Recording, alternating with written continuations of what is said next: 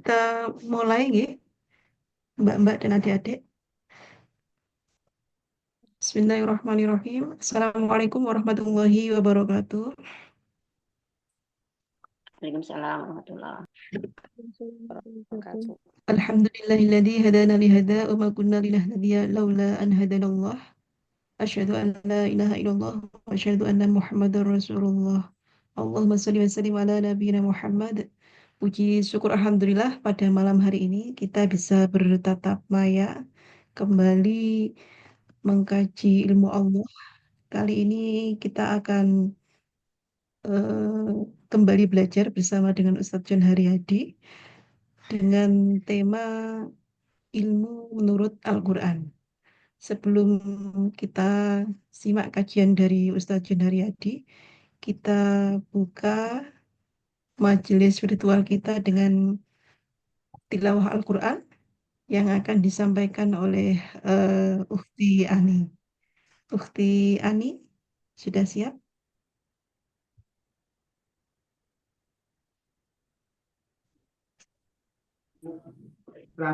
Gimana Mbak? Al-Quran akan disampaikan oleh Ukhti Ani. Monggo, Ukhti Ani, disilahkan. Baik, Bismillahirrahmanirrahim. Sebentar ya.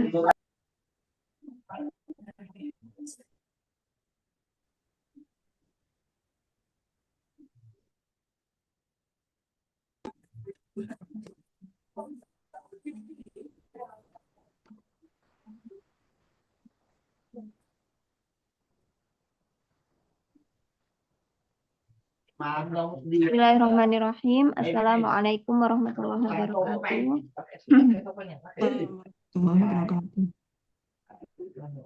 A'udzu billahi minasy syaithanir rajim. Ya ayyuhalladzina amanu idza qila lakum tafassahu fil majalis إذا قيل لكم تفسحوا في المجالس فافسحوا يفسح الله لكم وإذا قيل انشزوا فانشزوا يرفع الله الذين آمنوا منكم يرفع الله الذين آمنوا منكم والذين أوتوا العلم درجات والله بما تعملون خبير. Yang artinya, wahai orang-orang yang beriman, apabila dikatakan kepadamu, berilah kelapangan di dalam majelis-majelis, maka lapangkanlah. Niscaya Allah akan memberi kelapangan untukmu. Dan apabila dikatakan, berdirilah kamu, maka berdirilah. Niscaya Allah akan mengangkat derajat orang-orang yang beriman di antaramu. Dan orang-orang yang diberi ilmu beberapa derajat. Dan Allah maha teliti apa yang kamu kerjakan. Allahumma rahamna bil Quran. Assalamualaikum warahmatullahi wabarakatuh. Waalaikumsalam warahmatullahi wabarakatuh. Alhamdulillah, Allahumma rahmana bil Quran. Mudah-mudahan dengan lantunan ayat Al-Quran tadi menjadi tazkiyah bagi diri kita, sehingga kita akan lebih siap lagi dalam menuntut ilmu. Baik, Ustaz Jan, apa sudah gabung ya? Ada Mbak Desi Ratna. Untuk host, Ustaz Jan sudah gabung? Sepertinya belum, Mbak. Oh, belum ya? Oke, baik. Eh, Sembari menunggu Ustadz John Haryadi, Alhamdulillah teman-teman, meskipun kita bertatap maya malam hari ini untuk menuntut ilmu, paling tidak eh, kita manfaatkan ya teknologi dengan jarak yang terpisah, artinya tidak menjadi kendala begitu ya. Kemudian niat kita malam hari mestinya kita ibu-ibu ini meninabohkan anak-anaknya. Tapi perjuangan kita mudah-mudahan dicatat oleh Allah sebagai amal ya, amal baik sebagai bentuk kesungguhan kita dalam mencari bekal di akhirat. Meskipun ini PW seharusnya bersiap-siap untuk tidur, tapi kita berjuang eh, mencari ilmu. Masya Allah ya. Hari ini kita ber-28 dengan host. Ini insya Allah menjadi salah satu obat begitu ya. Tadi ada yang menyampaikan kangen. Mudah-mudahan nanti kita tidak sekedar kangen ria pada pertemuan selanjutnya, tapi kemudian ada sebentuk visi diri begitu yang sudah kita canangkan jauh-jauh hari itu bisa kita praktekkan, bisa kita wujudkan, bisa kita cita-citakan bersama. Dan tentunya ikatan jamaah ya yang dulu kita gabung hingga saat ini tentu akan memberikan sebuah kenangan begitu ya. Dan tidak semata-mata kenangan karena kita belajar hidup, belajar mengerti diri, meniti konsep diri, kita dibersamai oleh senior-senior kita di jamaah ini. Dan tentunya ada keutamaan dalam beramal jama'i sehingga menjadi sebuah kesyukuran ketika kali ini, ketika detik ini kita masih di sana, kita masih bersama-sama untuk menegakkan kalimat Allah. Baik, ini tadi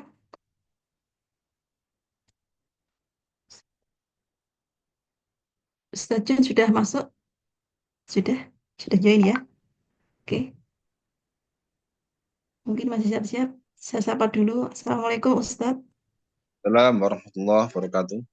Nggih, alhamdulillah. Sehat Ustaz nggih? Alhamdulillah sehat. Nggih. Ini kita dengan beberapa teman di luar kota juga Ustaz. Ya, Oke, baik. Tadi pembukaan sudah kita lewati. Kita sampai jam 21 untuk materi dengan Ustaz John. Nanti tanya jawab 15 menit. ya. Untuk waktu selanjutnya kami serahkan kepada Ustadz John Haryadi. Teman-teman mohon disiapkan catatan terbaiknya dan sebisa mungkin open cam ya, kecuali ada yang uzur. Kepada Ustadz disilahkan. Bismillahirrahmanirrahim. Assalamualaikum warahmatullahi wabarakatuh. Waalaikumsalam Waalaikumsalam warahmatullahi warahmatullahi wabarakatuh. Innal hamdalillah nahmaduhu wa nasta'inuhu wa nastaghfiruh wa natubu ilaihi wa nastahdi wa na'udzu billahi min syururi anfusina wa min sayyiati a'malina may yahdihillahu fala mudhillalah wa may yudlil fala hadiyalah. Asyhadu an la ilaha illallah wahdahu la syarika lah wa asyhadu anna Muhammadan abduhu wa rasuluh. Allahumma salli wa sallim wa barik wa an'im ala nabiyina wa rasulina wa syafi'ina wa usbatina Muhammadin sallallahu alaihi wasallam wa ala alihi wa ashabihi wa man tabi'ahum ihsanin ila yaumil qiyamah. Musliman katsira amma ba'd. Kita awali dengan bersyukur kepada Allah Subhanahu wa taala karena Allah memberikan kepada kita kesempatan pertemuan pada kesempatan malam hari ini ya, dengan jarak yang berbeda ya, jarak yang jauh, tetapi ya kita syukuri saja dengan pertemuan walaupun berjarak. Kita akan sebenarnya saya lebih enak, lebih santai obrolan sebenarnya, tapi bukan berarti juga tidak serius. Di antara yang kemarin disampaikan ke saya ya, berbagai macam dinamika yang ada, baik itu dinamika apa itu pemikiran ya, dinamika ya kehidupan tentunya setelah sekian lama itu. Sebenarnya ini merupakan satu akumulasi daripada eh, berbagai macam kenyataan yang seharusnya itu menjadi pengetahuan-pengetahuan yang berharga dalam kehidupan kita. Sehingga kalau kemudian misalnya hingga saat ini kita rasanya apa ada dalam stagnasi pemahaman, stagnasi pengetahuan, apalagi yang nanti merupakan pengetahuan yang berasal dari apa semacam ya kalau dulu kita membahasakannya dialektika, tapi kok rasanya ngomong gitu kok ya berat, walaupun ya bahasanya ya sebenarnya tidak berat, itu karena bahasanya disebut seperti itu akhirnya seperti berat. Maksudnya dialektika itu adalah persentuhan antara apa yang kita pelajari, kemudian lamanya pengalaman hidup, kemudian resultannya apa, jadi sintesanya apa. Ini kan yang perlu kita baik. Karena dari tema itu kita kembali kepada pokok, kepada hal yang istilahnya hulu lah. Jadi kita bicara hulu tentang apa ilmu. Memang ini kita perlu terus berusaha melakukan semacam upaya-upaya pemahaman yang tidak berhenti. Karena apa? Karena nanti di antara indikasi bahwa kita itu bergerak maju adalah adanya koreksi-koreksi kepada hal yang memang harus dikoreksi dari pemahaman kita. Karena logikanya adalah bahwa bertambahnya usia itu adalah bertambahnya fasilitas dari Allah Subhanahu wa taala. Apa bentuknya? Ya waktu. Waktu. Jadi ziyaratul fursah atau bertambahnya kesempatan itu ya idealnya adalah sejalan dengan apa bertambahnya pengetahuan. Pengetahuan tentang apa? Pengetahuan yang kita maksud itu tidak semata-mata pengetahuan apa muatan-muatan informasi yang kemudian kita himpun di dalam benak kita himpun dalam memori kita selama hidup ini. Tapi justru yang paling penting adalah bahwa dia adalah sebenarnya selama ini yang kita sebut sebagai ilmu itu apa? Sehingga kemudian kita merasa berharga untuk apa? Untuk mencarinya. Berharga untuk memperjuangkannya. Bahkan merasa mewah ketika Nabi SAW itu menyebutkannya man salaka thariqan yaltamisu bi ilman sallallahu bihi thariqan ilal jannah. Barang siapa yang menempuh jalan mencari ilmu maka Allah mudahkan baginya jalan menuju surga. Itu adalah sebuah kemewahan. Nah, jadi yang bisa benar ada suatu kemewahan. Berarti ilmu itu mewah. Sehingga sampai jalannya saja itu merupakan titian surga. Artinya jalan menuju kita mencari ilmu itu titian surga, itu kan kemewahan. Adakah yang lebih mewah daripada surga?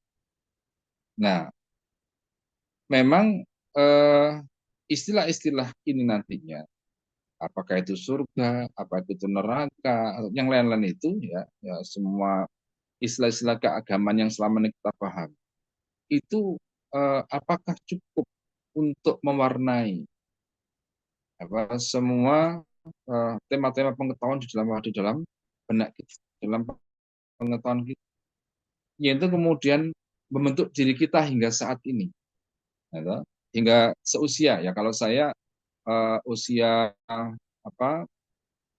hampir 56 ya, 56. Nah, sampai sekian waktu itu hidup, apa yang kemudian bertambah, apa yang kemudian menjadi istimewa. Jadi kalau kemudian tadi disampaikan bahwa kalau Nabi menyebutkan jalan menuju ilmu itu sudah merupakan sebuah kemewahan. Nanti majelisnya pun juga kemewahan. Ya kan? Jadi kalau Nabi SAW bersabda itu, Idza marartum ya biraudatin min yadul jannah farta'u. Jadi kalau kalian itu melewati salah satu taman di taman-taman surga, maka singgahlah. Atau singgah. Jadi kita melihat bahwasanya Nabi SAW itu memang memberikan kepada kita ilmu itu adalah nuansa-nuansa kemewahan. Makanya dia mahal. Ya, karena mahal itulah akhirnya tidak semua orang sanggup membeli. Biasanya kan begitu. Walaupun sebenarnya ilmu itu oleh Allah diperuntukkan bagi semua. Jadi, ilmu itu oleh Allah diperuntukkan bagi semua. Tetapi ternyata ya satu tidak semua orang sanggup membeli. Kemudian tidak semua hamba Allah itu, tidak semua manusia itu kemudian tertarik untuk membeli. Ya, jadi kan bermacam-macam sikap. Tapi intinya adalah bahwa pada akhirnya ya ilmu itu menjadi tidak dimiliki atau tidak dinikmati oleh banyak orang. Meskipun Allah memeruntukkannya sebenarnya bagi manusia. Jadi kalau ingin merasakan keindahan kehidupan ya atau istilahnya makna daripada kehidupan, berharganya kehidupan, maka dengan ilmu. Baik, saya agak sederhanakan. Jadi kalau dalam bahasa Nabi tadi apa? Farta'u. Jadi kalau kamu lewat Raudhah min Riyadil Jannah farta'u, maka mampir. Kemudian kalau ya Rasulullah, ya Mariyatul Jannah atau Mauratul Jannah. Apa itu taman-taman surga? Maka Nabi menjawab hilaqud dzikr. Halakoh dzikir. Maksudnya ini adalah halakoh ilmu. Itulah taman-taman surga.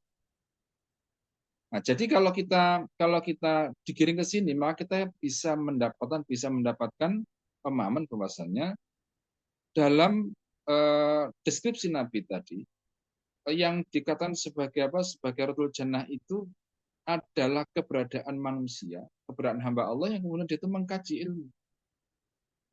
Nah, kalau di sini maka ini betul-betul lebih terkait dengan manusianya. Ya, satu dengan manusianya, kedua dengan ilmu yang dia pelajari.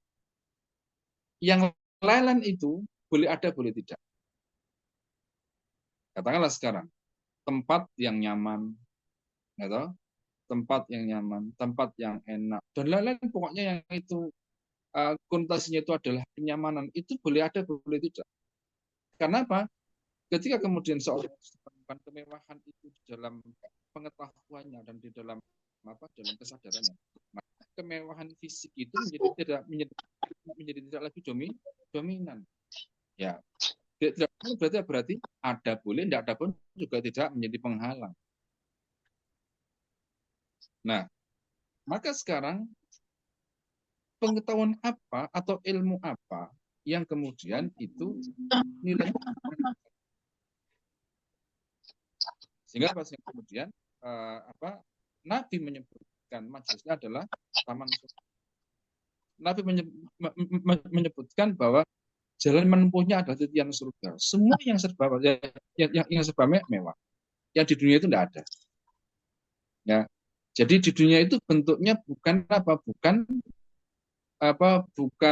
taman dalam arti harfiah, tapi bentuknya itu adalah jadi bentuknya adalah pada kemewahan di dalam hati, kemewahan di dalam batin.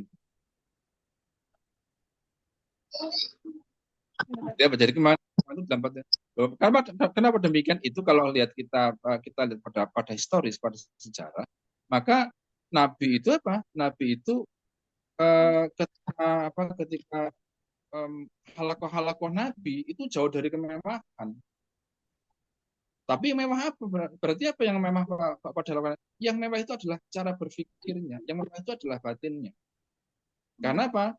Karena ketika semewah, katakanlah yang kita miliki, semewah apapun kendaraan yang kita pakai untuk sampai ke majelis ilmu, tapi kemudian hatinya tidak mewah. Tapi sebaliknya, sesempit apapun ruang kita belajar, ruang kita bermajelis, atau kemudian sesederhana apapun yang kita pakai, mungkin kita jalan kaki, mungkin kita ngontol, tapi karena hatinya itu mewah, ya mewah. Karena apa? Memang hakikat jadi yang abadi itu kan kemewahan batin. Ya. Nanti kemudian visualisasinya itu oleh Allah disempurnakan menjadi kemewahan fisik ketika di dalam dimensi keabadian yaitu akhirat. Nah, maka ilmu ini ilmu apa? Nah, itu ya, ilmu apa? Jadi saya lebih mengaitkan dengan apa yang pertama Allah ajarkan kepada Rasulullah SAW. Saya mulai dari situ. Gitu. Ini seharusnya dimulai dari apa? Dimulai dari ini ya seharusnya. Dimulai dari urgensi. Tapi karena temanya hakikat ya, urgensi bisa dibalik gitu aja. Jadi urgensi ilmu. Ya, jadi sekilas saja. Nanti silakan diteliti ayat-ayat itu. Misalnya walama adamat asma'atullaha, itu ilmu. Jadi Allah ajarkan kepada Nabi Adam itu ilmu. Kemudian Nabi ajarkan kepada Allah ajarkan kepada siapa? Kepada Nabi Musa. Falamma balagha ashuddahu wastawa atainahu hukma wa ilma. Jadi ketika Musa itu dewasa, maka kami berikan kepadanya kearifan dan juga ilmu. Dalam kalimat yang hampir mirip, Allah berikan juga kepada Nabi Yusuf. Kalau membawa asyuddahu, atainahu hukmau wa ilma. Ketika Nabi Yusuf itu dewasa, kami berikan kepadanya ilmu. Allah berikan kepada siapa? Allah berikan kepada Nabi Daud dan Nabi Sulaiman. Misalnya. Itu apa itu? Malaqad ataina Dauda was Sulaimana ilma. Ya. Wa qala alhamdulillahilladzi faddalna ala katsirin ibadil mu'minin.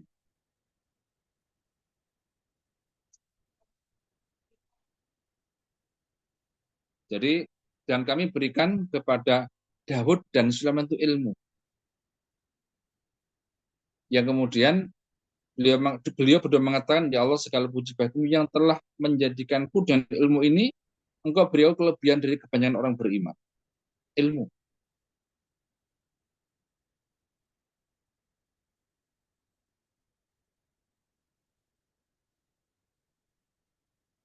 Nah.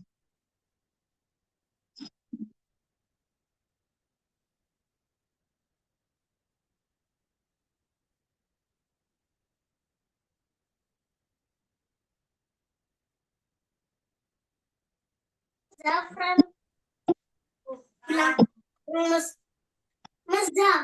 Itu loh, Tante Farda. Sambil menunggu Ustadz, mungkin ini ada yang bocor ya. Tolong mic-nya dimatikan dulu supaya tidak ke distract suaranya Ustadz nanti dan sinyal stabil. Hostnya masih di jalan sehingga belum bisa mengambil kendali terhadap mic-nya teman-teman.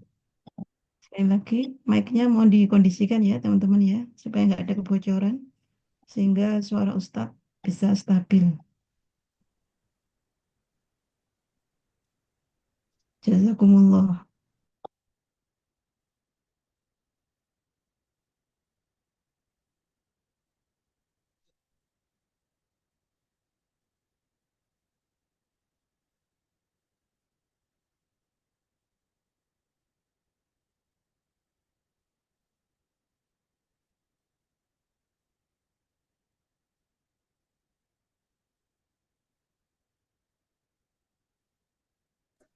Tante Farda ke rumah.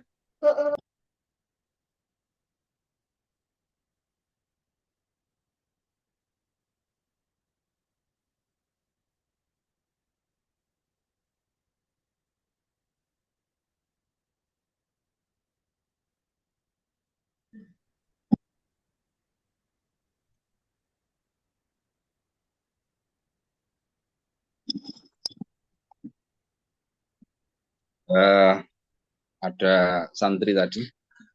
Jadi saya mulai dari wahyu pertama turun. Ya, jadi kenapa? Karena itu adalah tangga ilmu itu dimulai dari situ. Dari mana itu? Dari firman Allah Subhanahu wa taala, Iqra Iqra bismi rabbikal ladzi khalaq. Khalaqal insana min 'alaq wa rabbukal akram. Dan seterusnya. Maka di sini para pengkaji, para ahli tafsir, para ulama, ahli tadabbur itu menyampaikan bahwasanya di sinilah pertama Iqra itu sudah merupakan indikasi ilmu. Tetapi ilmu apa di sini yang kemudian dipentingkan? Maka mereka mengatakan bahwa inilah ilmu tentang Allah karena kalimatnya adalah Iqra bismi rabbikal ladzi khalaq. Ilmu apa? Ilmu tentang mencipta. Ilmu tentang pencipta. Karena apa? Karena jika pencipta ini tidak diilmui, tidak dikenali, tidak dipahami, maka apa? Maka tidak ada gunanya kita itu dicipta oleh Allah. Jadi apa namanya? Dapat dikatakan materi utama daripada Allah sendiri mengajarkan kepada Nabi itu adalah mengenal siapa? Mengenal yang menciptakan. Ya, kalau Nabi ya berarti yang menciptakan dan mengenal yang mengutus Nabi SAW. Siapa itu? Allah SWT. Nah, kita dalam hal ini perlu apa? Perlu memahami ini dengan baik. Tidak saja di ranah kognitif ya, di ranah konsep, tapi di ranah kehidupan nyata. Kita rasakan betul. Bahwasanya apa? Bahwasanya jadi kalau kita bicara pengetahuan, siapa yang paling memiliki hak untuk diketahui itu ya Allah pencipta kita. Makanya sekarang katakanlah begini ya, yang paling gampang sudah. Ketika apa namanya kita melihat sekarang karena ini Quran ya kajiannya, maka kita lihat saja figur-figur siapa saja yang kemudian ketika dia pandai tapi dia tidak makrifatullah, dia tidak kenal Allah. Siapa misalnya? Ya, Fir'aun. Ya, jadi tokoh-tokoh ya. Fir'aun, Haman, Korun, atau nama-nama yang lain lagi, ya. Yang dimana ketika itu Abu Jahal, ya, Namrud dan sebagainya. Itu kan orang-orang pinter. Loh, kenapa orang pinter tidak mungkin jadi raja kalau tidak pinter? Ya, toh, bisa ngatur pemerintahan, bisa dan sebagainya. Tapi apa? Mereka mengalami satu krisis. Apa itu? Krisis dia tidak mengalami penciptanya sendiri. Maka ketika itu terjadi, maka selalu problem yang ada. Gitu? Selalu problem.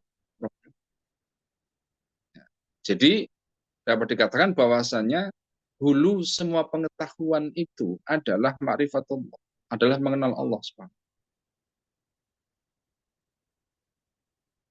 Loh kan kenapa? Karena semua yang ada ini adalah dia penciptanya. Ya kan kita coba kita ini kan kita pikirkan bagaimana mungkin jadi kita itu misalnya menekuni detail makhluk-makhluk itu dengan berbagai macam jurusan dan bidangnya. Ya toh, dokter ya belajar tentang anatomi tubuh manusia. Itu pun kemudian dipilah-pilah sampai detail. Sampai spesialisasi detail. Tapi kemudian dia tidak punya pengetahuan tentang pencipta tubuh itu siapa.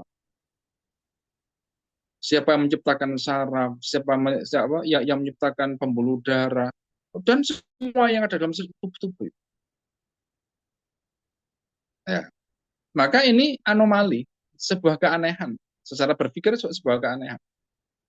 Ya. Terus sekarang misalnya, kita bicara ilmu tentang rezeki. Gitu. tentang rezeki. Apa itu ilmu ekonomi? Tetapi tidak paham, tidak pernah mendalami ar-razzaq. Dat yang apa? Dat yang menjadi pelimpah rezeki. Ini pun juga sebuah keanehan. Nah, sekarang kita belajar ilmu. Ilmu ilmu dalam arti ya ilmu yang kita pelajari kalau di IKIP dulu ya kan gitu kan. Ilmu pendidikan, pokok ilmu-ilmu gitu kan semuanya istilahnya ilmu pendidikan. Tapi apa? Tapi kita tidak kenal dengan al-alim. Dia yang maha mengapa? Jadi dia yang maha mengetahui. Dia mengajarkan ilmu kepada makhluknya. Kita tidak kenal itu. Nah, maka kita bisa bayangkan kalau berbagai macam cabang kehidupan itu dipelajari apa objeknya, tapi tidak dipelajari asal muasalnya. Kita tidak kenal dengan apa? Tidak kenal dengan asal usulnya. Maka Nabi SAW itu datang, diutus oleh Allah untuk apa? Untuk mengembalikan manusia kepada apa yang seharusnya dikenal lebih awal. Maka kalau dulu yang kita belajar di F1 itu, gitu, yang selalu, jadi kalau sudah belajar fitrah itu belajar apa berarti?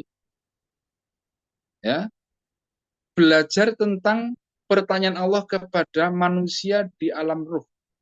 Apa itu? Alastu birabbikum, kan itu ilmunya. Bukankah aku ini Tuhan? Ya. Sekarang pertanyaannya, adakah pengetahuannya lain yang ditanyakan oleh Allah? Ya, apa? Ada tidak pengetahuan yang lain yang ditanyakan oleh Allah di alam roh itu? Tidak ada. Hanya tentang siapa? Tentang Allah Subhanahu wa taala. Yaitu apa? Alastu birabbikum, bukankah aku Tuhan? Karena apa? Itulah sebenarnya apa? Sumber daripada kelurusan semua pengetahuan manusia. Ketika apa? Ketika manusia itu memulainya dari mana? Memulainya dari mengarap. Maka itulah yang oleh Nabi betul-betul apa? Diperkenalkan dengan baik oleh Nabi kepada sahabat. Ya, sekarang saya simulasikan ya. Contohnya begini. Misalnya saya tanya ya kepada semua. Allah itu siapa sebenarnya? Silakan dijawab, tapi dijawab dengan versi Quran ya. Allah itu siapa sebenarnya?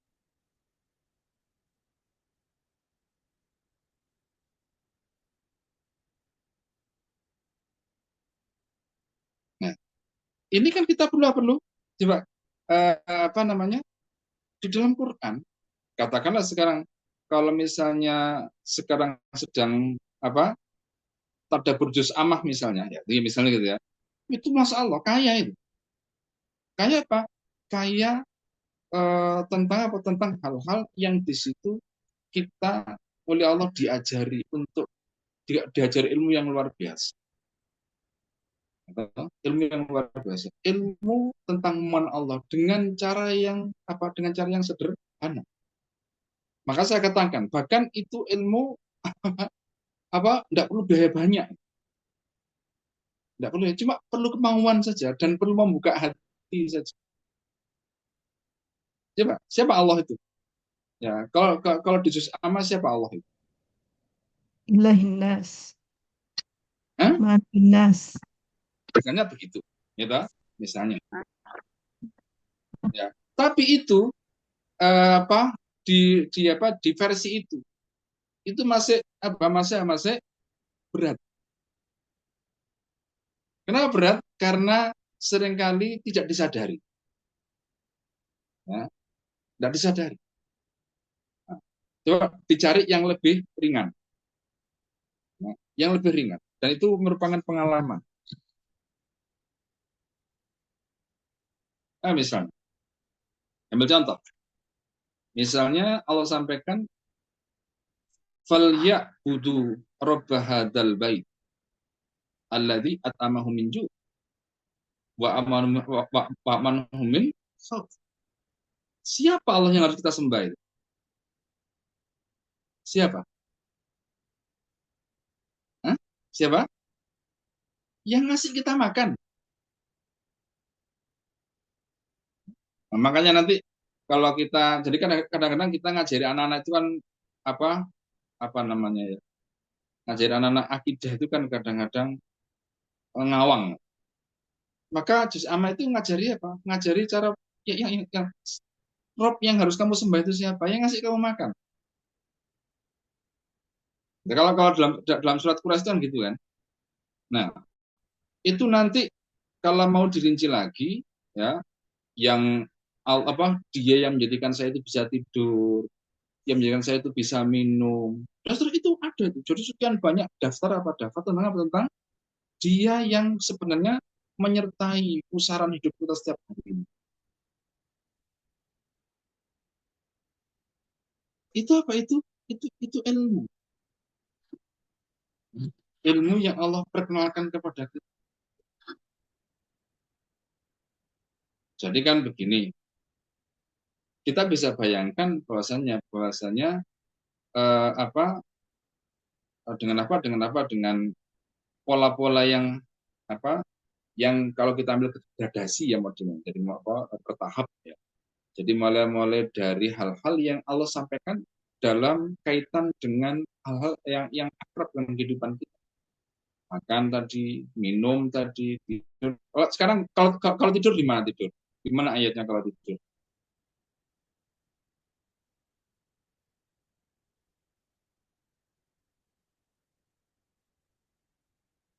Misalnya waja'na naumakum subata.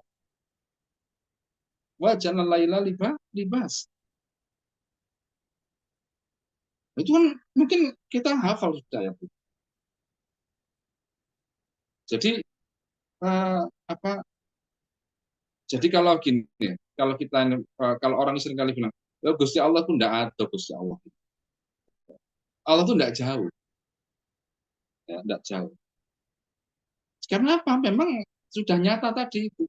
Yang jauh itu adalah kesadaran kita tentang yang jauh itu adalah apa namanya kepekaan kita untuk bisa menangkap kehadiran Allah itu di berbagai macam fenomena kehidupan.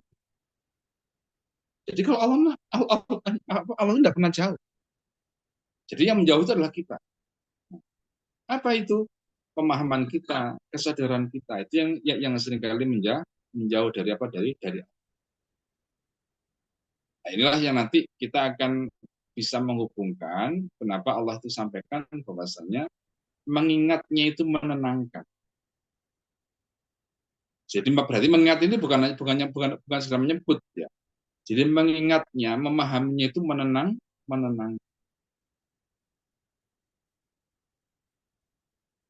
Baik, ini itu contoh. Jadi apa? Jadi sebenarnya pengetahuan yang paling jadi hakikat ilmu itu apa? Yang mengenal Allah itu hakikat ilmu. Karena apa? Mengenal apapun secara filosofis selagi itu benar selain Allah, maka apa? Dia akan pasti tidak akan berujung. Dan pasti apa? Bukan tidak, pasti dia akan mengalami teman-teman. Karena apa? Karena sumbernya, hulunya tidak dipahami. Sekarang saya ambil contoh. Ya, yang paling gampang sudah. Maksud itu adalah ibadah. Kita beribadah. Beribadah itu kalau kita tidak mengenal Allah itu, ya abot, ya berat. Karena itulah kemudian misalnya kenapa kita ngaji jadi berat? Itu kenapa? Nah, kenapa? Karena kita tidak punya ketertarikan ketertarikan kepada objeknya. Maksudnya bagaimana loh? Jadi yang ada itu pengetahuan. Jadi tahu, iya tahu. Tapi bahwa itu penting bagi hidup kita, itu penentu hidup kita, itu tidak sampai di level itu. Makanya sehingga kemudian kadang-kadang ngaji itu menjadi menjadi kurang menarik bagi diri kita. Nah, sebaliknya apa yang menarik bagi diri kita ilmu itu? Apa yang contoh, apa yang seringkali kita anggap bisa menunjang hidup kita. Maka misalnya kita ada webinar ada apa lagi? Apa ya? Seminar atau apa? Yang kira-kira itu kemudian katakanlah mendatangkan keuntungan finansial, itu menarik. Loh kenapa? Karena apa? Karena itu yang secara pengalaman ya kita rasakan bahwa itulah selama ini yang kita anggap bahwa memenuhi kehidupan kita, membahagiakan kita, menyenangkan kita. Apa tandanya? Kita bagi saya kita tidak perlu berkilah bahwa berkilah misalnya lu enggak, fakta kecenderungan itu tidak bisa dibohongi. Berapa banyak waktu yang kita apa ya. Jadi effortnya itu luar biasa itu loh, effortnya itu. Waktu, modal, pikiran, tenaga. Nah, sekarang dalam kaitan di sini untuk kenal Allah seberapa effortnya kita lakukan. Ya, kadang-kadang katakanlah seminggu sekali belum tentu hadir pun juga tidak fokus, gitu kan? Ya, jadi tidak full energi. Tidak dalam apa full minat. Full minat. Makanya apa namanya? Akhirnya di sana kemudian ibadah-ibadah kita itu akhirnya oleh Allah jadi kita ini oleh Allah diingat ya dengan cara diberi ujian, diberi apa? Hal-hal berat yang kita sekiranya tidak mampu. Kenapa? Ketika kita tuh mampu mengatasi, maka nanti yang muncul itu bukan Allah. Siapa yang muncul? Yang muncul adalah aku. Nah, jadi apa? Yang muncul adalah diri sendiri. Nah, nanti kalau sudah sampai mentok, tidak bisa, itu baru kembali ke kita. Nah, inilah jadi kita menjadi sadar. Misalnya, kenapa untuk masuk kamar mandi saja kita berdoa. Untuk menyuap makanan saja kita berdoa. Untuk minum saja kita berdoa. Ini kan selain untuk sebuah pengakuan itu datang dari Allah, juga untuk memahami sebenarnya katakanlah sekarang makan. Loh kenapa kok makan jago harus dinisbahkan kepada Allah? Loh sekarang begini loh, kita memahami contoh nih, ini contoh kita memahami rezeki itu apa sebenarnya? Apa rezeki itu? Rezeki itu kita bisa memilikinya atau kita bisa menikmatinya. Banyak orang memiliki tapi tidak menikmati. Hasil kerjanya sendiri, gitu? Hasil usahanya sendiri, tapi tidak menikmati. Ya katakanlah sekarang, misalnya, kalau misalnya kita pakai ayat tadi ya dalam surat Quraisy tadi ya, apa firman bahwa Allah lah yang menjadikan kamu kenyang, ya, menjadikan kamu kenyang. Orang kenyang itu kan bermacam-macam jalannya. Ada orang kenyang itu yang memang menikmati kenyangnya itu. Tapi ada juga orang kenyang yang dia tuh tidak menikmati kenyangnya. Loh kenapa? Loh kenyangnya itu melalui infus kok. Gitu? Kenyang itu melalui sonde kok kenyangnya itu. Tidak menikmati. Jadi rezeki itu bukan hanya bendanya. Rezeki itu adalah sampainya kepada kita bagaimana. Nah, ketika sampai kepada kita jadi apa? Nah, itu juga masuk dalam kategori rezeki. Jadi misalnya sudah masuk ke dalam diri kita rezeki itu, gitu? Tapi apa? Tapi ternyata itu tidak menghasilkan kebajikan. Gampangnya beginilah, kita makan, kita minum, tapi kemudian buahnya itu bukan ketaatan. Maka apa? Itu rezeki bukan? Ya, dari Allah rezeki. Tapi ketika sampai dalam diri kita mengubahnya menjadi tanggung jawab. Bukan karunia lagi. Bahkan sebagiannya mengubahnya menjadi dosa. Loh kenapa demikian? Karena apa? Energi makan tadi, itu dipakai untuk lalai dari Allah. Jadi banyak waktu yang didapat tapi lalai dari Allah Subhanahu wa taala. Maka itu bukan rezeki yang sebenarnya. Makanya subuh itu kita diajarin Nabi SAW. Apa itu? Allahumma inni as'aluka ilman nafi' wa rizqan thayyiban wa amalan mutaqabbal. Jadi yang diminta adalah pemahaman, ilmu yang diminta dulu. Kenapa? Nanti ilmu itu adalah perangkat yang kita pakai untuk mencari harta yang halal, yang thayyib. Harta yang thayyib itu dan ilmu itulah yang menjadikan perbuatan kita, amal kita itu diterima oleh Allah.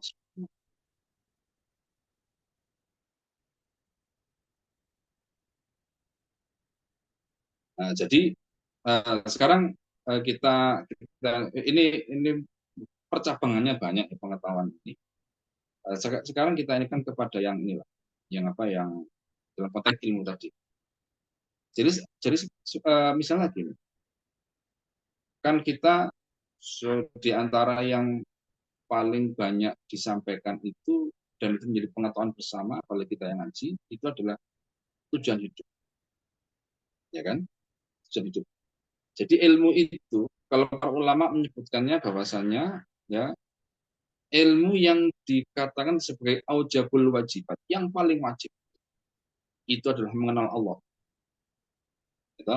Ma'rifatullah ala thoriqil ilmi. Mengenal Allah dengan apa? Dengan ilmu. Artinya dari sumbernya, gitu ya. Berikutnya, ya, makrifah pembawanya, mengenali pembawanya. Nah, bisa. Berikutnya apa? Mengenali tujuan hidup. Ya, mengenali tujuan hidup. Nah, saya agak melompat. Ini karena agak melompat kepada tujuan hidup. Jadi yang seringkali secara kognitif itu kita katakan, kita akui bahwasanya hidup untuk beribadah. Tapi coba nanti diamati, ya mungkin bahasa kita itu ditadaburi. Nah, kalau perlu ya diteliti dalam ayat yang mengaitkan apa itu dalam surat Ad-Dariyat 56. Wa khurujna wal insa ilaliya. Nah, ini perlu dibaca tafsirnya nanti. Nah, tafsirnya lihat budun itu apa. Jadi kan gini, kira-kira singkatnya gini, wahai manusia, wahai jin, hidup itu kami berikan agar kalian beribadah. Kira-kira gitu, bahasa gampang. Jadi wahai manusia, wahai jin, aku berikan nyawa. Jadi obrolan hidup. Ketika Allah berikan hidup, berarti apa? Melekat padanya semua pengiring hidup. Nah, jadi ketika Allah berikan itu berarti pengiringnya mengikuti apa itu? Rezekinya, apalagi kesehatannya, temannya siapa, jodohnya siapa, anak itu semuanya mengiringi semuanya. Ya, sesuai dengan apa? Sesuai dengan catatan loh mahfud kita masing-masing.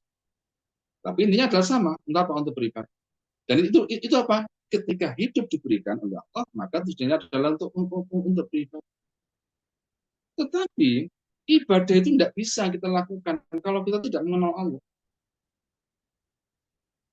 Makanya kemudian banyak manusia itu yang melakukan kesalahan fatal dalam kaitan dengan ibadah.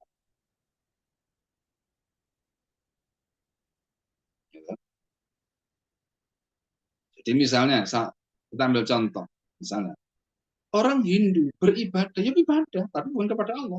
Karena apa? Karena dia tidak mengenalnya. Orang Nasrani yang beribadah, tapi bukan kepada Allah. Kenapa? Karena dia tidak mengenalnya. Nah, orang ateis, dia tidak beribadah ritual, tapi apa? Tapi hidupnya dia tujukan kepada siapa?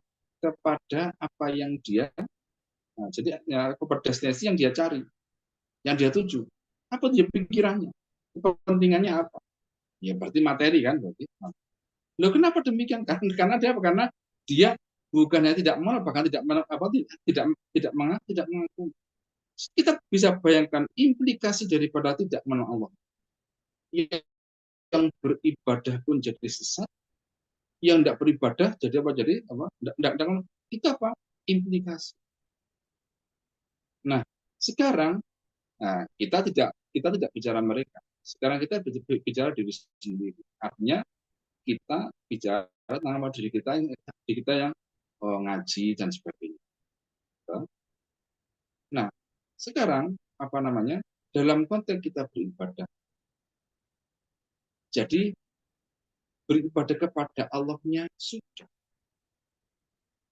dalam batas apa? Dalam batas kesadaran dan kemampuan kita itu sudah. Di sholat ya sudah, nih ya sudah. Kan? Tapi kemudian berikutnya ya kalau kita kaitkan dengan hal yang lebih jauh dalam konteks kita beribadah itu tadi kita seringkali menemukan paradok kontradiksi. Nah, misalnya saya ambil misalnya fenomena atau apa namanya berdoa. Misalnya berdoa itu kadang-kadang atau seringkali kita itu kan terjebak apa dalam kita berdoa itu. Tapi ini bukan materi pokok lah ya, bukan ini hanya sekedar contoh. Nah, jadi terjebak kemana? Satu kemungkinannya suudzon kepada Allah. Nah, suudzon. Loh kenapa suudzon kepada Allah? Karena fokus kita di luar masalah itu adalah kepada objek yang sedang kita tekuni, entah itu pekerjaan namanya, entah itu anak namanya, atau apapun. Fokus kita ke sana, fokus kita itu. Nah, cuma sesuatu itu punya berkeperluan. Ya. Jadi apa? Kita tuh butuh Allah. Akhirnya kita tuh ini. Tapi kemudian karena kita terbiasa apa itu pikiran kita, ilmu kita macam-macam. Nah, kita ketika berdoa pada Allah itu apa tidak lagi. Jadi Allah itu kadang-kadang ya seringkali kita mengungkapkan doa dengan pemahaman versi kebutuhan, versi kepentingan, versi cara berpikir ini. Jadi Allah kita kurung di situ. Allah kita kurung di dalam ini. Makanya kemudian ketika katakanlah ya karena Allah kan komit. Allah itu kan komit. Mengapa? Ud'uni astajib lakum kan gitu kan. Kamu berdoa nanti akan aku kabulkan. Setelah kemudian ketika dikabulkan oleh Allah, ternyata tidak puas juga. Dikabulkan pada Allah. Tapi tidak puas. Jadi apa? Jadi makanya kemudian Nabi itu mengajari kita. Ini pun juga doa keseharian. Jadi Nabi itu mengajari kita. Jadi cara kita bersikap pada Allah itu bagaimana? Apa bisa salam? Ya, apa doa Nabi? Doa Nabi itu? Ya Hayyu ya Qayyum birahmatika astaghis. Aslih li sya'ni kullah wala takilni ila nafsi tarfata. Wah ini Masya Allah luar biasa. Dan luar biasa. Jadi Nabi itu mengekspresikan kehambaannya kepada Allah dengan kalimat seperti itu. Nah, jadi kata beliau itu pertama ya Hau ya Qayyum. Beliau itu minta kepada zat yang maha hidup. Nah, untuk apa?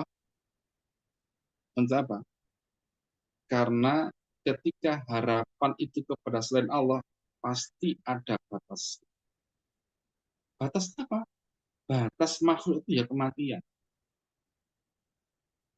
Maka doa itu harus dimintakan kepada zat yang apa?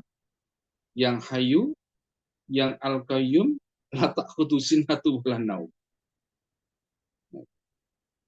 Jadi zat yang maha hidup, yang maha memenuhi kebutuhan, dan zat yang tidak pernah istirahat.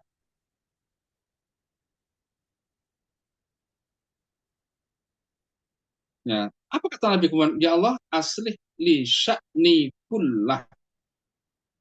Ya Allah, jadikan maslahat, jadikan baik. Ya, semua urusanku tanpa kecuali. Nah, di yang bagian akhir Nabi menyebutkan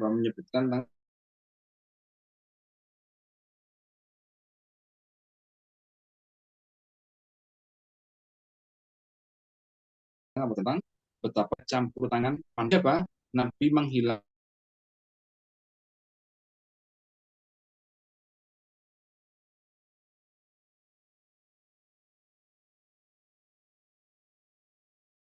dengan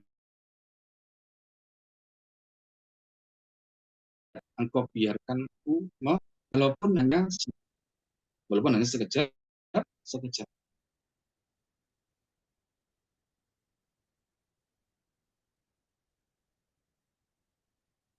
Ya, baik. Saya kembali lagi pada ibadah. Makanya kemudian para ulama itu, ada sebagian ulama itu menyebutkan bahwa liyak buduni itu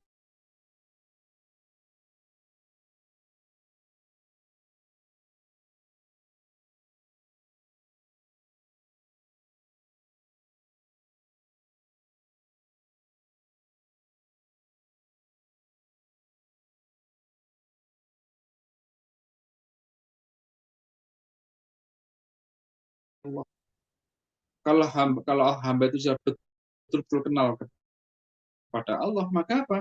Ibadah itu sudah menjadi pasti, jadi niscaya. Nah, ada dalil yang lebih tegas tentang masalah. Di mana itu di akhir surat At-Tolak.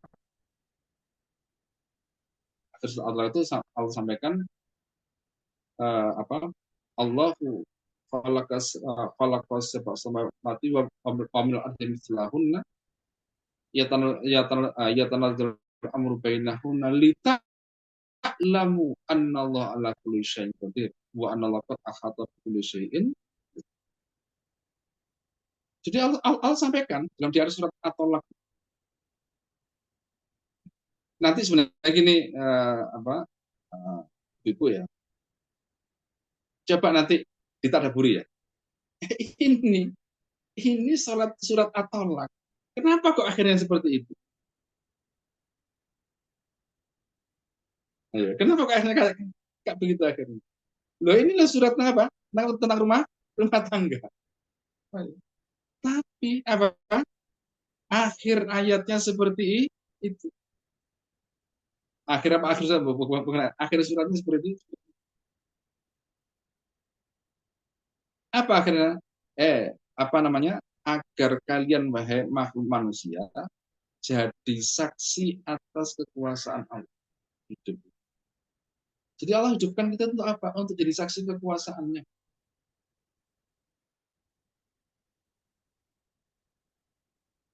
Nah, makanya kalau kemudian kita tidak mengenal Allah, itu. Nah, jadi ibu sekalian, di antara target utama tadabbur itu apa? Target utama belajar Quran itu apa? Mengenal Allah dengan baik.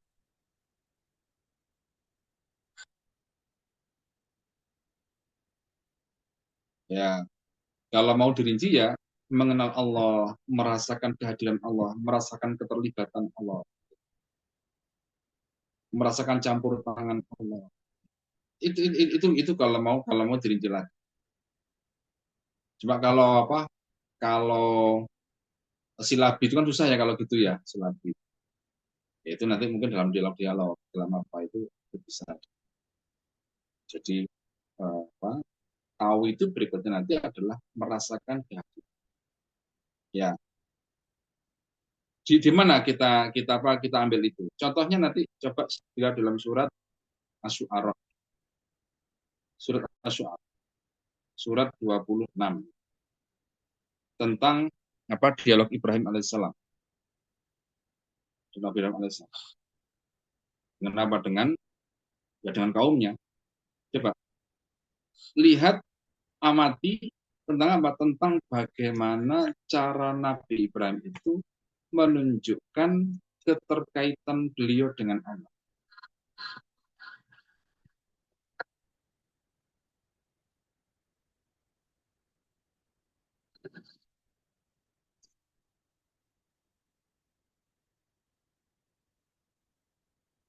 Ini dulu ketika kita masih sering pembinaan ya. Ini di antara maskot tema itu tentang Ibrahim. Dalam surat, di dalam mulai ayat apa? Mulai, kalau mau panjang ya mulai ayat 70 kalau mau panjang. Karena Pak, jadi nanti untuk yang 70 silakan dikaji sendiri, dibaca sendiri. Tapi saya hanya ingin menyampaikan di sini contoh tentang bagaimana Allah itu mengabadikan ucapan hamba terkasih di dalam apa? Membahasakan tentang Allah itu siapa. Jadi ketika Nabi Ibrahim itu berdialog dengan kaumnya yang menyembah berhala, maka apa kata beliau? Ya, afaraitum ma kuntum ta'budun antum wa aba'akumul aqdamun fa innahum aduwwul li kan itu ya. Nah, jadi coba apa lihat yang kalian sembah itu. Kan lihat yang kalian sembah itu. Maka yang kalian sembah dan yang kalian yang disembah oleh nenek moyang kalian. Maka apa kata beliau? Semua itu musuhku. Illa Rabbul Alamin, kecuali Rabbul Alamin. Siapa Rabbul Alamin itu? Nah, coba. Kan sederhana beliau menyampaikan. Alladzi khalaqani fahuwa yahdin. Dia yang dulu menciptakan aku dan dia memberikan petunjuk kepada aku. Lalu berikutnya apa? Waladzi huwa yut'imuni wa yaskin. Dia yang memberiku makan dan memberiku minum. Wa idza maritu fahuwa yashfin. Dan kalau aku sakit dia yang menyembuhkan. Waladzi yumituni tsumma yuhyin. Ya. Dia yang mematikan aku dan menghidupkan aku.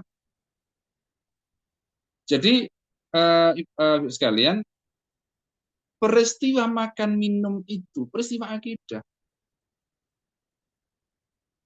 Peristiwa lahirnya anak itu peristiwa akidah. Gitu. Ya. Jadi waladzi khalaqani fahuwa yahdin itu peristiwa akidah. Kelahiran itu adalah peristiwa akidah. Terus kemudian apa? Dari sakit kepada sembuh itu juga peristiwa akidah. Ini yang saya maksud bahwasanya kita tidak hanya kognitif saja, tapi juga bahwa itu merupakan bagian pengalaman kehidupan kita. Baik, jadi apa? Jadi ilmu hulu daripada ilmu induk dari segala ilmu itu adalah mengenal Allah. Nah, jadi makanya kita bertadabbur itu harapannya nanti ujungnya itu atau muaranya adalah semakin mengenal dan semakin merasakan keterlibatan Allah dalam kehidupan kita. Baik, saya kira itu dari saya malam hari ini. Melompat-lompat, ya, tapi harapan saya penekanannya adalah pada bahwasanya ilmu paling penting yang harus kita tekankan adalah makanya ya karena ini paling penting, bukannya paling kita butuhkan dan lebih kita butuhkan dari apapun, maka etos kita di dalam mempelajarinya harus lebih daripada yang lain. Jadi harus lebih dari pengetahuan lain. Ya, makanya nantinya ya harapannya misalnya menghafal Quran tidak sekedarnya meskipun semampunya kan itu ya, tapi tidak sekedarnya. Nah, misalnya sekedarnya itu gimana? Ya lek sempat, lek kober, kalau begitu, nah, itu menghambat. Jadi apa? Jadi kalau kita berharap untuk lebih dalam mendalami ya untuk sebagian ma'rifatullah ya kalamnya itu harus ditekuni. Paling tidak dimulai dari penyikapan yang menampakkan komitmen yang kuat untuk bisa memahami. Baik, saya kira demikian. Saya kembalikan kepada pembawa acara.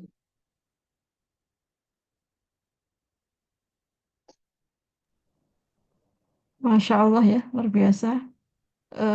Ini seperti tertampar-tampar ini Ustadz ya. Baik teman-teman, silakan kalau ada yang mau di-sharingkan, didiskusikan terkait dengan materi kita kali ini, luar biasa ya. Bisa langsung di chat atau dibuka mic-nya, enggak apa-apa, silakan. Ada yang mau bertanya? Silakan teman-teman. Mau tanya, Ya, silakan. Ustaz tadi dijelaskan bahwa makna dari liyak ini yang pertama liyak rifuni, yang kedua belum Ustaz, ada dua tadi. Ya, yang kedua itu liyuti'uni, agar engkau taat kepada. Itu sih. Tidak ada keterangannya Ustaz, mungkin dijelaskan. Jadi kalau ibadah itu kan kepada semua hal yang diperintahkan oleh Allah untuk kita jalani sebagai sarana mendekatkan. Jadi ya dalam bahasa kita itu kalau ibadah itu kalau kita pakai definisinya Ibnu Taimiyah itu kan apa? Ismun jami'un likulli ma yuhibbuhullahu wa yardahu. Ya, minal aqwali wal af'al al-zahira wal batinah. Kan itu kalau Ibnu Taimiyah.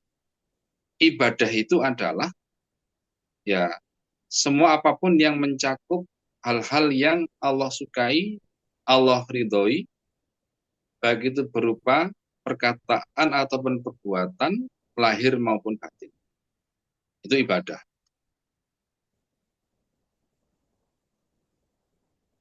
Nah, jadi ya kita kita melaksanakan perintah, menjauhi larangan itu ibadah.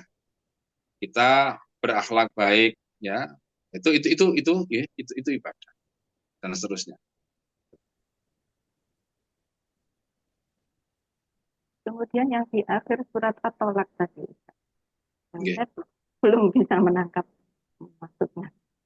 Maksudnya gimana? Ini artinya di sini Allah yang menciptakan 7 langit dan dari penciptaan bumi juga berupa perintah Allah berlaku padanya agar kamu mengetahui bahwa Allah Maha Kuasa atas segala sesuatu dan ilmu Allah benar-benar meliputi segala sesuatu.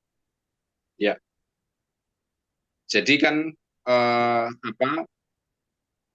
jadi intinya bahwa kita itu oleh Allah dituntun untuk bahwasannya pertama Rob kita itu adalah Dia. Siapa Dia itu? Dia yang menciptakan 7 langit 7 bumi. Gitu. Kemudian ia tanazzalul amru bainahunna. Ya. Kan gitu kan? Jadi apa? Jadi dan turun al-amru. Al-amru ini adalah hukum-hukum Allah. Jadi kalau dalam surat Al-A'raf 54 itu nanti silakan dilihat, itu di bagian akhir itu ada kata-kata lahul khalqu wal amru. Surat 7 ayat 54. Tapi di potongan akhir itu kan disebutkan demikian. Lahul khalqu wal amru. Allah lah yang punya kuasa menciptakan dan punya kuasa memerintah. Nah, jadi apa? Jadi semua keberlangsungan makhluk yang ada di 7 langit 7 bumi itu berjalan dengan perintah Allah. Makanya apa? Makanya perintah Allah ya tanazul terus gitu. Jadi ada perintah-perintah. Jadi perintah itu Ibu sekalian, ada yang sifatnya kauni, ada yang sifatnya syar'i.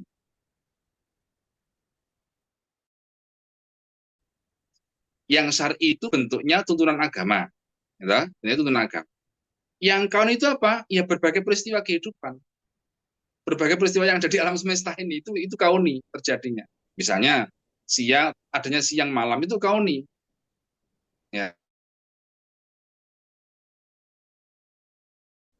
Karena apa? Matahari gelap di malam hari. Bulan dibentangkan terbit di tanggal 1, ya. Nanti tenggelam di. Jadi itu dengan semua dengan apa? Dengan amr Allah, dengan perintah Allah Subhanahu wa taala. Ya. Hujan turun itu juga dengan perintah Allah Subhanahu wa taala. Dan perintah itu, Ibu sekalian, hanya bisa dilakukan oleh zat yang punya kuasa pada. Banyak orang bisa merintah tapi tidak jalan karena dia tidak punya kuasa. Jadi apa? Allah itu memerintahkan sekaligus punya kuasa. Makanya kata Allah apa? Lita lamu anallah agar kalian tahu, ya, tahu bahwa Allah itu maha kuasa. Dengan perintahnya semuanya bisa terjadi. Apa itu? Yang paling gampang lah. Inna ma'murhu idza arada syai'an an yaqulahu kun fayakun. Jadi perintah Allah itu, urusan Allah itu sederhana saja. Kalau dia mengenai sesuatu, Allah tinggal berfirman kun fayakun. Jadi kun fayakun itu ya, luar biasa tiap hari, tiap saat itu luar biasa. Itulah yang dalam surat Ar-Rahman itu apa namanya? Kullu yawmin huwa fi sya'n. Allah itu setiap saat itu dalam kesibukan.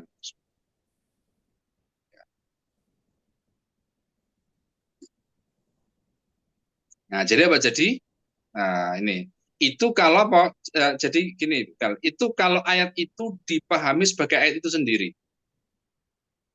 Tapi nanti kalau kemudian kita pahami ayat itu sebagai bagian daripada apa? Kaitannya dengan surat At-Tolak, nah itu jadi spesifik. Apa misalnya peristiwa menikah, peristiwa tolak, peristiwa nikah, cerai, rezeki, lain-lain itu semua terjadi dengan kuasa Allah Subhanahu wa taala.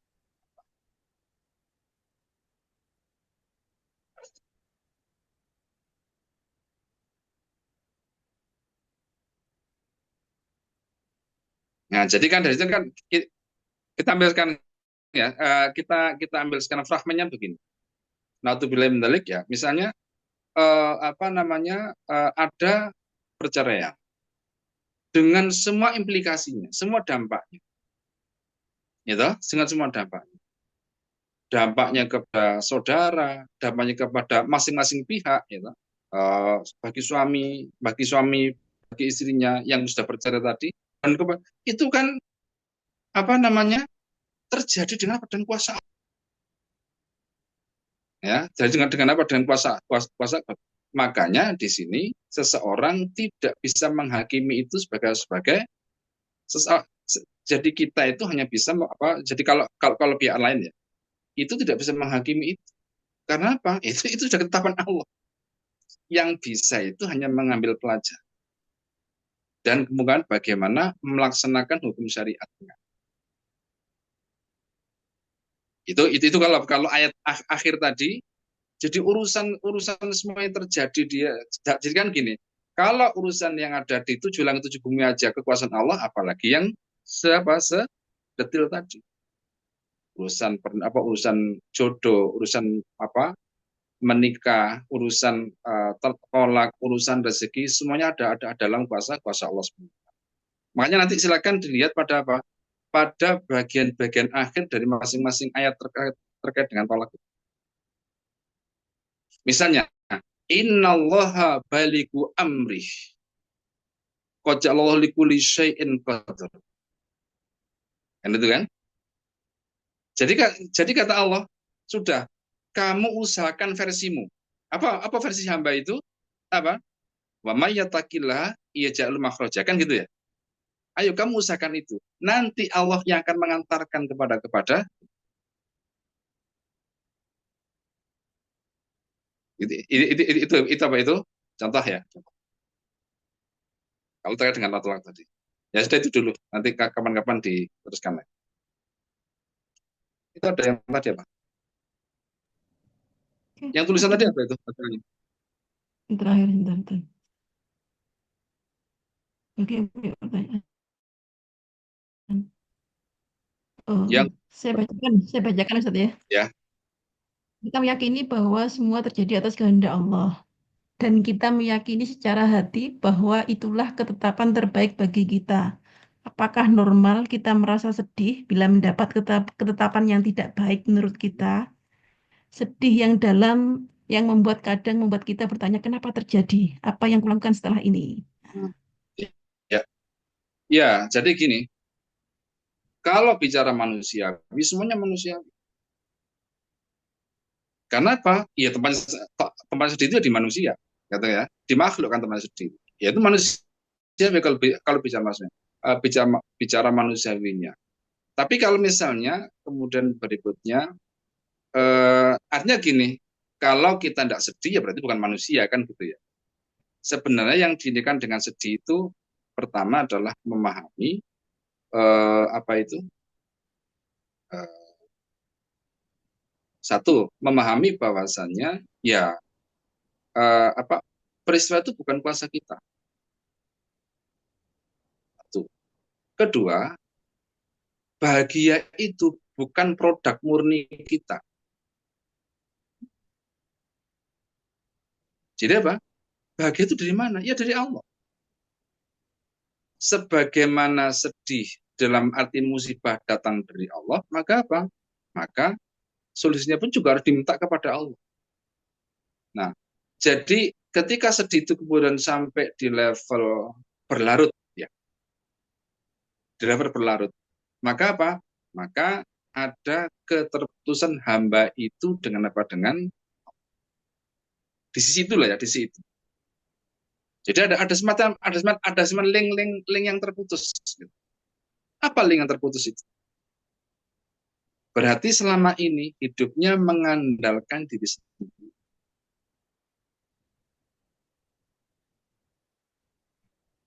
Itu biasanya dampaknya begitu. Dampak itu ketika berarti hamba itu kemudian hidupnya itu full apa dominan itu bagaimana? Maka ketika dia mengalami kegagalan dia akan sangat sedih. Nah, kalau kemudian link dengan Allah tidak terputus, itu bagaimana? Karena di sana ada tawakal, kan ya? Ada apa?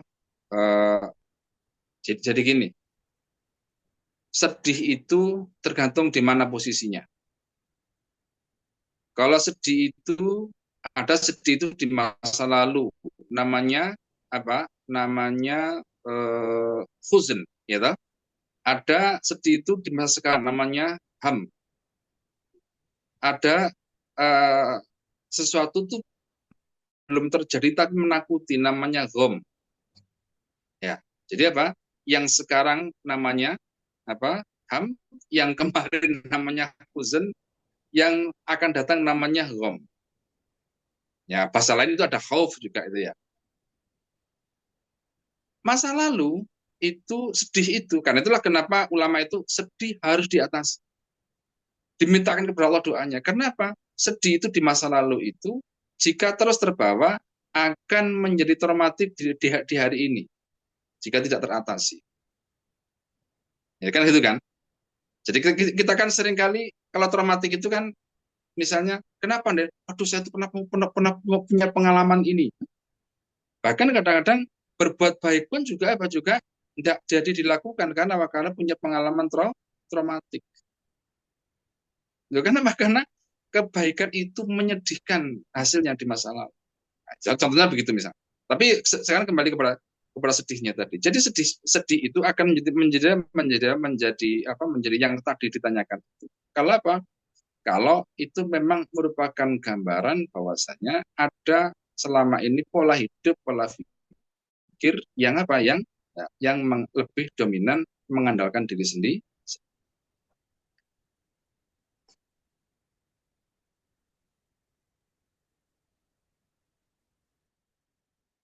Oke. Ini sudah satu lagi boleh Ustaz ya? Sebenarnya sudah lewat ini. Oke, dari saya Ustaz. Atau ada lagi teman-teman? Apakah ada?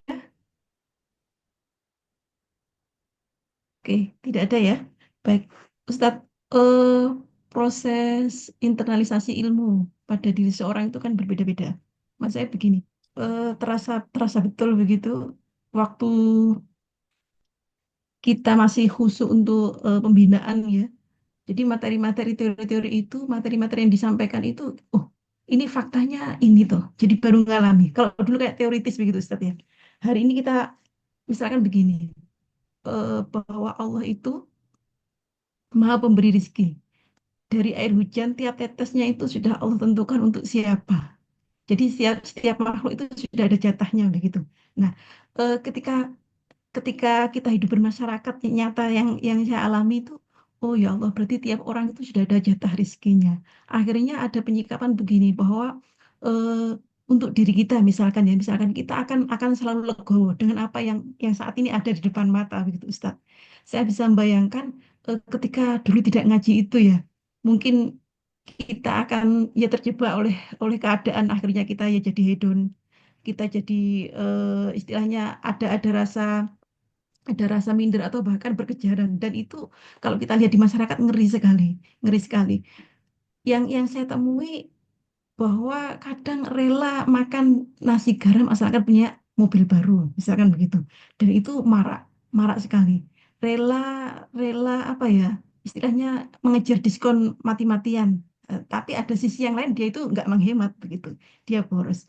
Jadi bagi saya, eh, sedikit ilmu yang kemarin sudah sempat kita pelajari, akhirnya sekarang kayak kayak oh ini toh faktanya ini. Nah, sekarang Ustadz, supaya kita tidak berlama-lama di situ karena ternyata kan memang banyak yang harus kita kejar terkait dengan ilmu yang utama tadi, apa yang sebaiknya dilakukan begitu.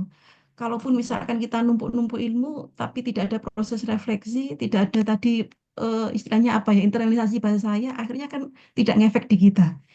Taruhlah begini, kita sudah lama ngaji sabar, tapi ketika ada konflik saatnya bersabar, ternyata kita tidak bisa melakukan. Dan ini kemarin waktu diskusi di usroh begitu, mendampingi adik-adik, ternyata begitu.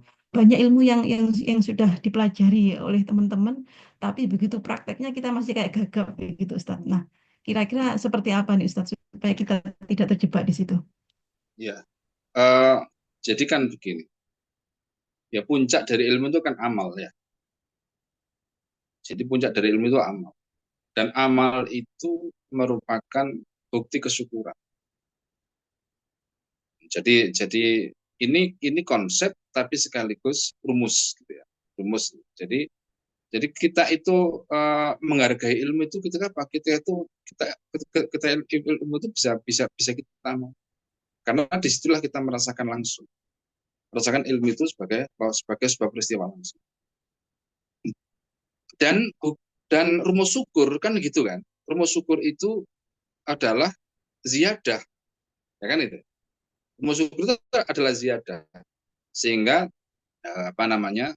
Misalnya ilmu itu kita amalkan kepada Allah itu kita syukur. Ya, ilmu dari Allah kita sudah dengar. Maka amal itu pasti nanti akan melahirkan pemahaman berikutnya sebagai apa bahasa kita ya, ya apresiasi Allah lah kepada kita. Apresiasi Allah. Karena itulah kemudian ini agak metodik ya. Nanti silakan baca di awal-awal misalnya di pengantar Ibnu Katsir misalnya. Itu Ibnu Katsir menyampaikan satu pengalaman para sahabat. Satu Ibnu Mas'ud, lalu ada lagi Abdurrahman As-Sulami kalau tidak salah. Itu bahwasanya dulu kami itu belajar Quran itu lam yatazawas asyrata ayat. Tidak pernah melewati 10 ayat. Tapi 10 ayat itu kami menghafalkan, kami memahami, kami mengamalkan. Makanya jadi apa bedanya sahabat itu dengan tabi'in? Jadi apa bedanya sahabat itu dengan tabi'in? Sahabat itu dengan pola pengajaran Nabi itu. Jadi kan ya terlepas bahwasanya itu adalah memang generasi istimewa.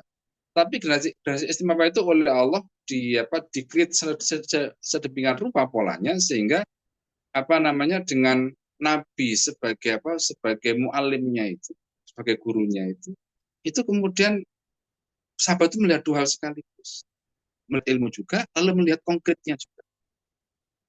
Apa konkretnya? Konkretnya pada di Nabi.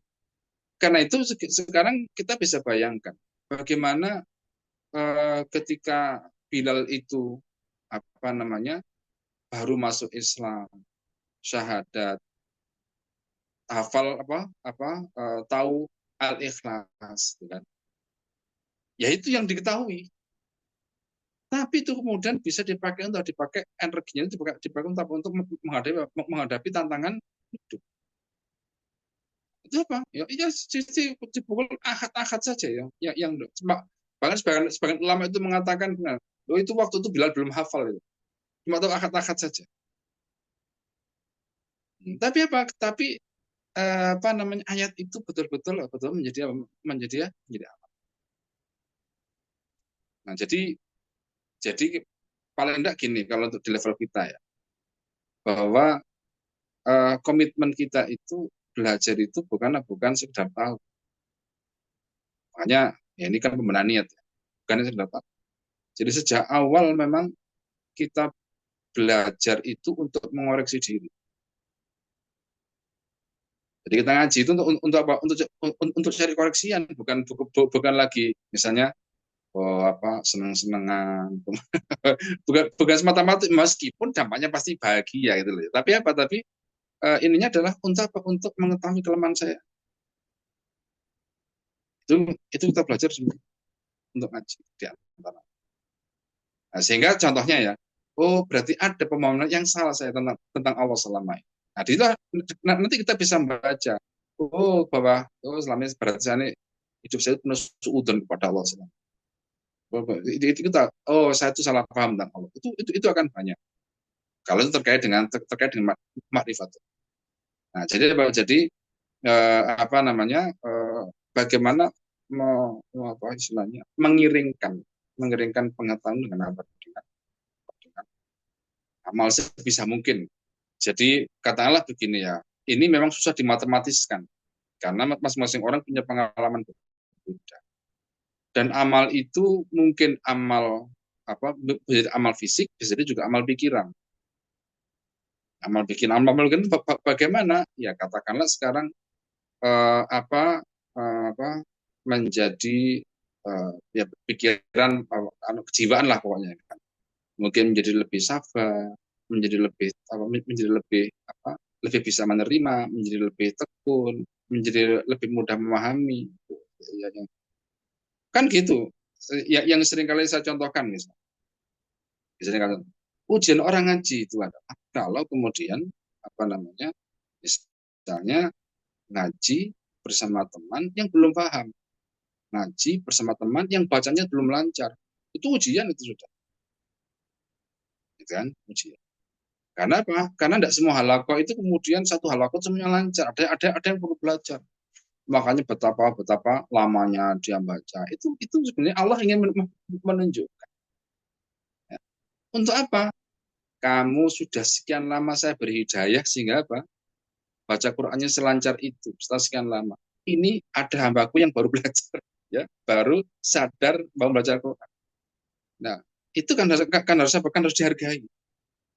Ya, meskipun nanti Ustadz kalau begitu kan nanti bagaimana kelas kita itu kan metodik saja, gitu. Nah, jadi tapi nanti dalam kaitan dengan dalam konteks kehidupan, maka bagaimana kita akan berhadapan dengan situasi sehingga kita bisa sabar. Jadi menghadapi orang yang tidak paham juga sabar, menghadapi orang yang lambat baca pun juga bisa ini, dan justru nanti dari situlah Allah akan memberikan misalnya pemahaman tentang betapa hidayah itu dibagi oleh sesuai dengan dan lain sebagainya. Banyaklah yang bisa kita.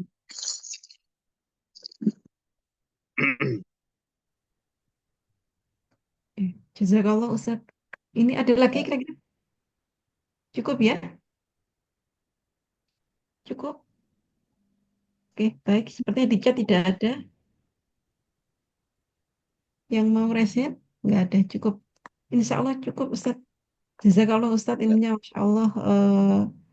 Ini bagi saya pribadi, kenapa tadi yang di awal-awal di Alfi itu kangen dengan teman-teman. Dan bagi saya, ketika kita terjun ke masyarakat itu terasa bahwa kita ngaji kita dulu itu kita ada medannya begitu ya, dan pengen kembali istilahnya mengulang seperti dulu dengan istilahnya lebih lebih lebih dalam lagi begitu diskusi dan sharingnya terkait dengan keilmuan ini, karena memang di lapang kita sangat membutuhkan itu. Terima kasih banyak Ustadz atas kesempatannya. Insya Allah waktunya sudah cukup. Mudah-mudahan di lain waktu kita bisa eh, kembali menyambung begitu ya dengan tema ini. Dan saya pribadi juga berharap ada forum-forum Ustadz yang lain yang bisa kita ikuti dan kita dalami. Sekali lagi terima kasih Ustadz. Dan saya selaku pembawa acara pada kesempatan kali ini kita tutup dulu sebelum nanti ada pengumuman dari teman-teman pembinaan. Kita tutup majelis kita dengan doa kafaratul majelis bersama-sama. Subhanakallahumma wa bihamdika asyhadu an la ilaha illa anta. Assalamualaikum warahmatullahi wabarakatuh. Waalaikumsalam warahmatullahi wabarakatuh. Selanjutnya serahkan kepada Ukhti Zian atau Dek Rindi. Monggo. Ini Dek Rindi nggak ada ya? Tadi ada. Iya. Eh, Bismillahirrahmanirrahim. Syukron Ustazah Darul. Ini saya minta waktu mungkin cuma 3 menit ya untuk mengumumkan beberapa hal. Jadi ini adalah majelis kita pertama dari 3 majelis tazkiyah yang direncanakan sebelum kita memulai usroh baru dengan tema adab ya. Nanti kita akan mengulas tentang buku adab, menyelesaikan satu buku tentang adab. Jadi tadabbur kita stop dulu begitu. Tujuannya adalah kita memang agak mundur sedikit agar nanti di proses tadabbur itu bisa lebih siap diri kita. Nah, seperti itu. Jadi karena kesiapan itu bukan hanya sekedar kita mau hadir atau sekedar kita bisa resum, tapi dengan hati yang sudah gembur begitu, harapannya bisa lebih mudah untuk bertadabur seperti itu. Nanti teman-teman akan tahu mengenai kurikulum adab ini untuk sesi tadabur sesi usroh yang baru setelah kami bagikan buku refleksi seperti itu. Nah, majelis pertama dari tema kajian tazkiyah ya. Yang kedua insya Allah minggu depan, insya Allah tanggal 1, awalnya direncanakan pagi Ustadz Mufid, namun ternyata beliau tadi menghubungi nampaknya bisanya malam, jadi berarti untuk yang minggu depan malam minggu, kalau ini kan malam Senin ya. Semoga teman-teman bisa menyiapkan diri dan meluangkan waktu begitu. Lalu sesi terakhir itu insya Allah offline bersama Ustadz John juga seperti itu. Itu untuk rangkaian 3 usrohnya ya, 3 kajian tazkiyahnya. Lalu yang selanjutnya mengenai resum seperti itu. Jadi bagi yang hadir malam ini dan tentu sudah mencatat, tinggal difoto lalu nanti di-upload di Google Drive. Bagi yang berkesempatan hadir nanti bisa menyimak, akan di-share ya link YouTube-nya untuk memudahkan seperti itu. Bisa menyimak lalu mengumumkan juga resumnya begitu. Ini maksudnya biar nyambung ya. Jadi kesiapan itu biar terbentuk beneran begitu. Khawatir kalau terlewat kan enggak sama nanti kita startnya seperti itu. Nah, jadi nanti akan dibantu oleh pembinaan agar di-share link YouTube-nya lalu bisa menyimak. Harapannya untuk resum bisa dikumpulkan sebelum kajian Zoom selanjutnya ya. Kami minta tolong kepada seluruh ketua usroh untuk bisa menyemangati dan mungkin membuat list ya bagi yang sudah upload resume begitu, sehingga mudah untuk di-trace kira-kira kesulitan apa begitu, jadi kita bisa bantu sekiranya yang kesulitan untuk kemudian melaksanakan kewajibannya seperti itu, bisa menyampaikan ke pembinaan, barangkali bisa kami bantu. Itu saya kira terkait pengumumannya. Saya kembalikan ke